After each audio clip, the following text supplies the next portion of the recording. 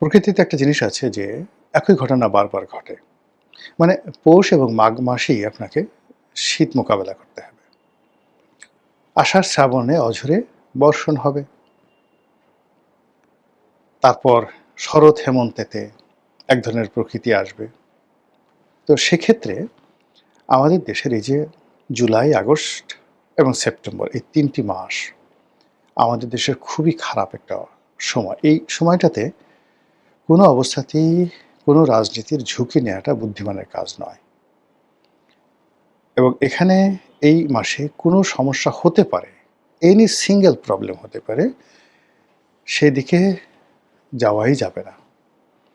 এখন যে সমস্যাটা হয়েছে জুলাই মাসে, একদিকে জুলাই বিপ্লবের যারা অংশীজন তারা সারা বাংলাদেশে সভা সমিতি সমাবেশ করার চেষ্টা করছেন এবং সেখান থেকে সরকারের সমালোচনা করছেন যে সরকার ক্ষমতায় এসে তাদেরকে ভুলে গেছে, তাদের দয়াতে তাদের কাজের কর্মের যে ফল, সে ফল তারা ভোগ না করে সরকার ভোগ করছে।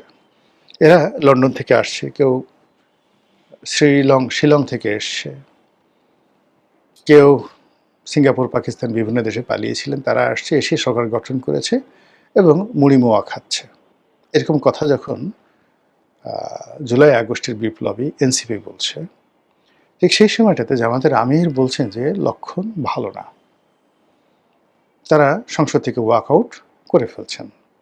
কি জন্য? যে তাদের যে জুলাই সনদ, এই জুলাই সনদ বাস্তবায়িত হচ্ছে না, সংবিধান সংশোধন যেভাবে হচ্ছে সেভাবে তারা চাচ্ছে না, এই সংবিধান সংশোধনের যে কমিটি, সেই কমিটিতেও তারা থাকতে চাচ্ছে না। এই ঘটনা যখন ঘটছে ঠিক সেই সময়টাতে আপনি চিন্তা করুন, এই জুলাই মাসেই কথা নেই বার্তা নেই, শেখ হাসিনা রয়টার্সের এক সাক্ষাৎকার দিয়ে বললেন যে তিনি বাংলাদেশে আসবেন, আর এমনি হই হই করে সারা বাংলাদেশের টেকনাফ থেকে তেঁতুলিয়া পর্যন্ত এই এলো, এলে কি হবে? আরেক গ্রুপ বললো যে না আসবে না, আপা আসবে না। এইভাবে 2 দিন বা 3 দিন চললো। 3 দিন চলার পরে এর মধ্যে এসএসসি পরীক্ষা নিয়ে একের পর এক লঙ্কা কাণ্ড ঘটলো।